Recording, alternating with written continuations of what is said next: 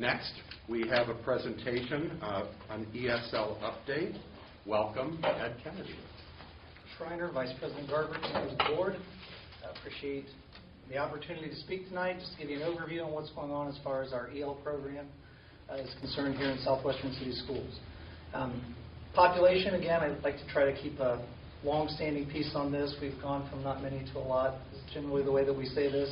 This year, we started the year at about 2,850. We're currently sitting 3,003. We're projecting 3,288 was what we had, but as of today, we're projecting 3,304 English learners for next year.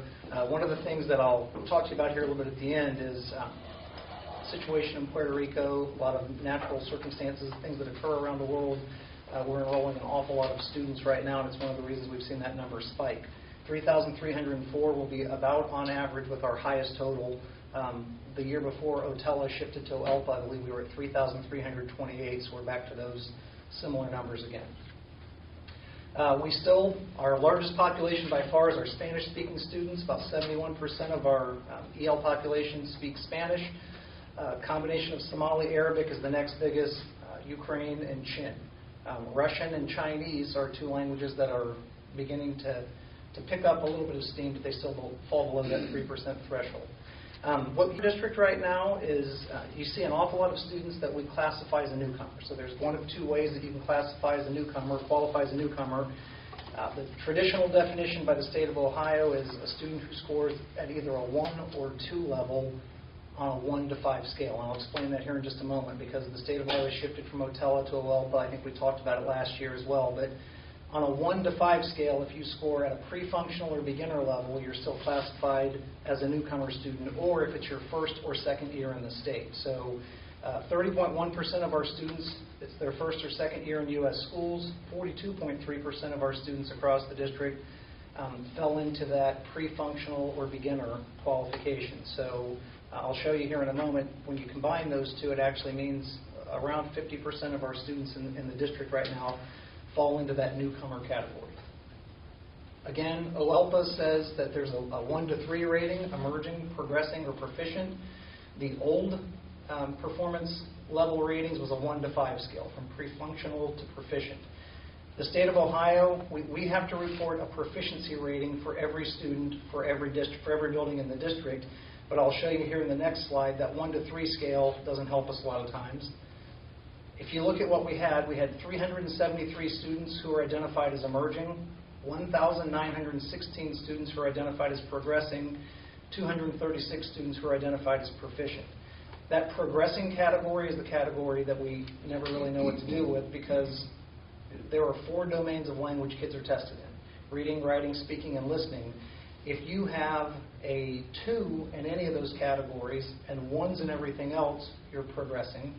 Or if you have 4s or 5s in every category and a 3 in one of those categories, you're identified as progressing. So you're either progressing ready to be proficient, or you're progressing barely above pre-functional. So what we still do is we still use the data that we used to use with OTELA. We use the formula that the state has always used to identify on a 1 to 5 scale where students are. If I say to administration or staff in our district that a student is a 2 on a 1 to 5 scale, it makes perfect sense. People understand that's a beginning level student, and probably they're still not quite where they need to be as far as reading and comprehension is concerned. If I say that their proficiency rating is a 2, no one has any idea what that means, because that's such a large nebulous group that we talk about there. If you look at our 1 to 5 scale, again, we still have by far the majority of our students are performing at that pre-functional to intermediate level, but those scores have begun to increase. The first year of OELPA, we exited 800 kids, 798 kids, where we would typically exit 300 kids. Our district did an awful lot of work. We presented an awful lot of concerns to the state. Our staff was wonderful in writing case studies on a number of kids that we could present to the state. And I think it was one of those things that, the work I do on the EL Advisory Committee for the state, we were the only district that presented actual targeted information that was actionable that the state could use. They made some adjustments to OELPA, and you can see, I'll show you on the next slide here, that the scores have started to stabilize. Of the kids who scored a 3, which is proficient on OELPA, which would be a 5 on the old 1 to 5 scale, We had 164 kids who also took one of the ELA assessments, grades 3 to 8 in the district. In 2016, 58.7% of our kids who were proficient on OELPA scored at the limited range on ELA. So what we were able to present to the state is the kids you're telling us are proficient, ELA says they're nowhere near proficient. They weren't even scoring at the basic level. They were scoring at the limited level, 58.7%. Last year, two things happened. We were able to sharpen our focus in some of the areas where we know that we struggled the most, and the state was able to take a look at OELPA, and again, they credit the work of Southwestern City Schools in saying, you provided actionable information that we could use to make some adjustments in OELPA. Last year was only 12.8% of our kids who were proficient on OELPA who scored at that limited range, which is still far too many, but from 58.7 to 12.8, we feel a lot better about the way that's trending right now. Go ahead and click that next one so you can see that big X on this. One of the things the state said last year was any student who is rated as a 3 on OELPA could no longer receive TESOL services or sheltered instruction services. Those sheltered instruction services is what happens in grades 5 to 12 in a content math, science, and social studies class. We have teachers who are specifically trained in second language acquisition strategies. They're very helpful. It allows our kids to get English instruction all day. They don't just get it in a TESOL class or an ELA class. They get it in all of their content classes. Originally, the state said if that proficiency rating is a 3, kids are not candidates for TESOL classes or sheltered instruction classes. We provided data that said of the 800 kids that you told us exited, almost 60% of those kids are not proficient on ELA. There was a lot of back and forth on this, a lot of conversations at the state level with the advisory committee. They got rid of that. That was one of the things that the state said. That is up to a local board of education to decide if students, if they've hit a point where there's enough, do they need further English language proficiency support or do they not? So we were able last year to continue providing support for kids who really needed it. This year, again, we went from almost 60% of our kids scoring in the limited range to only 13% of our kids. So I think that was one of the things, again, it's the staff. The staff here in this district, as soon as we asked for information, they provided it as quick as they could. A couple of other things that we have going on that we're very proud of. I've spoken with you before about our medical interpreter program, our heritage language Spanish courses. That group of kids that you see in the picture there at the bottom, that's cohort 1. It was a cohort of 6 kids who ended up saying they wanted to get a medical interpreter certification through Ohio State and through Southwestern City Schools in addition to the coursework they were doing in the district. So they have now gone through 2 years of classes at Ohio State. We have a young man named Michael Schwarten who's a Spanish teacher at Westland High School who has just been instrumental in helping us to put together this heritage language program. And so what we've been able to do is identify kids who are good students, good attendance, good grades in classes, but they also have scored well on a Spanish placement test that shows that they have pretty good skills in Language 1. So they're able to read and write in Language 1. The heritage language classes has sharpened their skills in Language 1.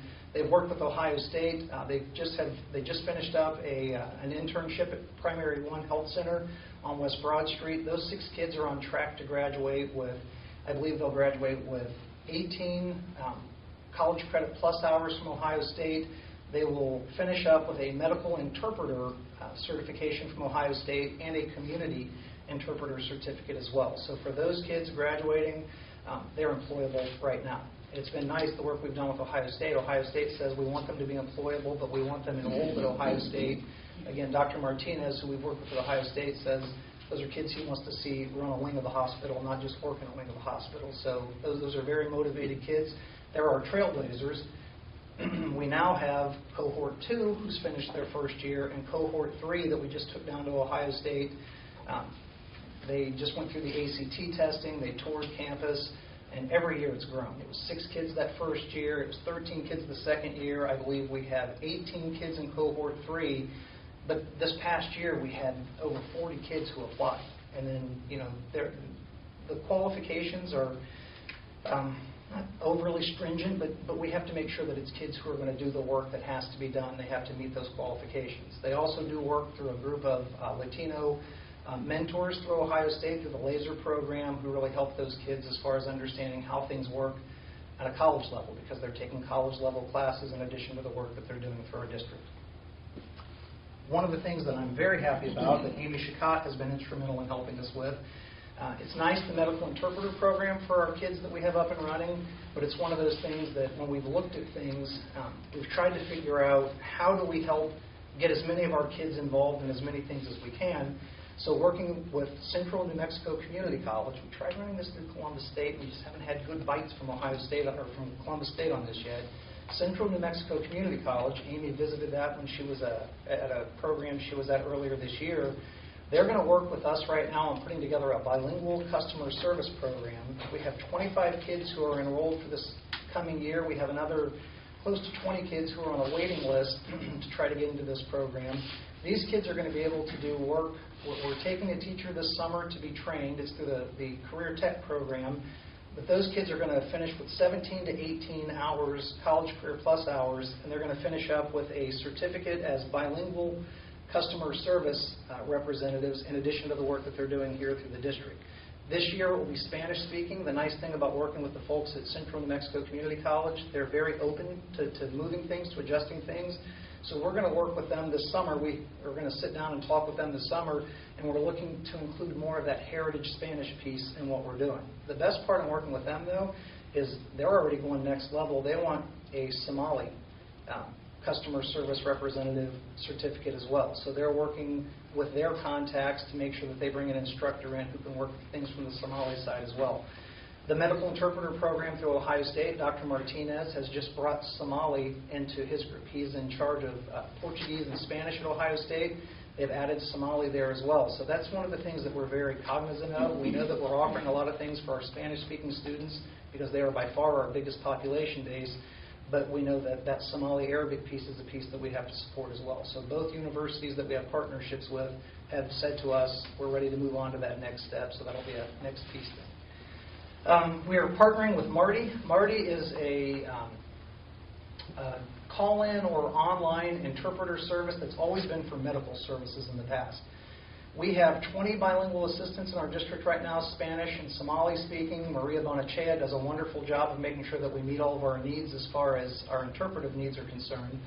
But again, we want to always make sure that we are providing all the best services for our community. We want to be compliant with any of the things that we want to be compliant with, but we want to move past that. We want to provide services to anyone who needs services. Some of our buildings that do not have as high of an EL population base in their buildings, there's not always a bilingual assistant assigned to their building on a daily basis, or if it's a language besides Spanish and Somali, we reach out to our interpreter agencies an awful lot. Marty is a call-in program that we're going to be able to use, especially those buildings that don't have bilingual assistants lined up there every day. I know Dave and Brad have been instrumental in helping us get this part put together, but tomorrow they're going to send me codes for every one of the buildings in our district, for our district service center, for our student enrollment center, for the Buckeye Ranch. All the buildings that we have in the district are going to have a code that if there's not a bilingual assistant available at that time, there's a number they can call, a code they can use, and they'll put them in touch with, they have representatives of more than 60 languages. Now we have 84 languages and dialects present in our district, but with 60 for most of those kids, that's going to be something that's going to be an instrumental thing. So we're excited to start our work with Marty. And then the last thing I want to make sure that everybody understands right now, there's a link that you'll see, not on this one, but it'll be the next one here in just a moment. There's a link to this guidance from the state of Ohio. You may have received this, you may not have received this. But what's happened is, as a result of everything that's happened with the natural devastation there in Puerto Rico with Hurricane Maria, there has been this huge diaspora of folks who are leaving Puerto Rico looking for better opportunities in other places. There's already 135,000 people who have left Puerto Rico. They're projecting as many as 470,000 to leave within the next 2 years. They're saying that right now, in a 2-year time period, as many people will leave as left in a 10-year time period when the economic downturn hit in Puerto Rico 10 years ago, 15 years ago. If you go to that next one, I kind of knew this, but I was a little bit surprised when I actually pulled it up and looked at it. We are the 6th largest state as far as receiving incoming families from Puerto Rico coming into the United States. Ohio is the sixth. We are projected to receive the sixth largest total of Puerto Rican families of any of the states in the United States. Texas, Florida, New York, those states I think all make sense. Sometimes when you see Pennsylvania or Massachusetts or Ohio, that's somewhat surprising for people. Central Ohio is expected to receive up to 30,000 folks from between now and I believe 2022 is what they're saying. So as those families are projected to come in, we have to make sure that we are responsive to their needs. Go ahead and hit that next one. Recently, they closed 285 schools in Puerto Rico. So of the 285 schools that closed, again, they're saying right now there's 130 to 135,000 families that are already somewhere here in the United States. A lot of them will come first to the Miami area in Florida, and then from there they'll stage and go to other places in the country. Central Ohio is one of those places where a lot of Puerto Rican families are coming. This year we have already enrolled 45 students. From November till now we've enrolled 45 students. And one of the things that, you have a link there that you'll be able to hit on this presentation, one of the things that's very important about the guidance that we're getting from the state of Ohio is there's two things we have to be aware of. These are students and families who will qualify under McKinney-Vento for assistance as homeless families. And there's also a stipulation from the state of Ohio that says Title I money that wasn't originally designed to support families because of this crisis that's happened. Some of that Title I money can be diverted to pay for basic things. I know there's some things that we've already worked on in the district, making sure that families have school supplies and clothes and just basic things that kids need so that they can come to school. So again, I've mentioned this in the past. I think that awareness of things that are going on in other places around the world, those things find their way here to southwestern city schools. If there's a large population of displaced people somewhere, there's a pretty good chance that at some point in time they're going to end up here in our district. And I think this piece from Puerto Rico is going to be huge. I've been to an awful lot of special education, an awful lot of IEP meetings. One of the things that we'll find is in Puerto Rico, if the national average is 12 to 13% of kids are identified as special education, in Puerto Rico those numbers are considerably higher. And so a lot of families who are coming to the United States, who are coming into our district, are coming in with students who already have IEPs, and we just have to make sure that we are meeting all the requirements that we're supposed to meet at that point in time. They've come in, all instruction there is bilingual. The instruction is Spanish, but English is mandatory every year. And one of the requests I think that come up an awful lot in talking with families is they just want to know how those language needs are going to be met. So we're working with buildings case by case, trying to make sure that we have the supports in place that we need to have in place. I say this all the time. If anybody who's ever heard me speak before knows that I say this all the time. This is in one of the teachers' classes in our district. That whole can't change the direction of when we can adjust our sails. That's the work of our department on a daily basis. We just try to adjust our sails, catch as much wind as we can, and try to provide support for the families that are coming in.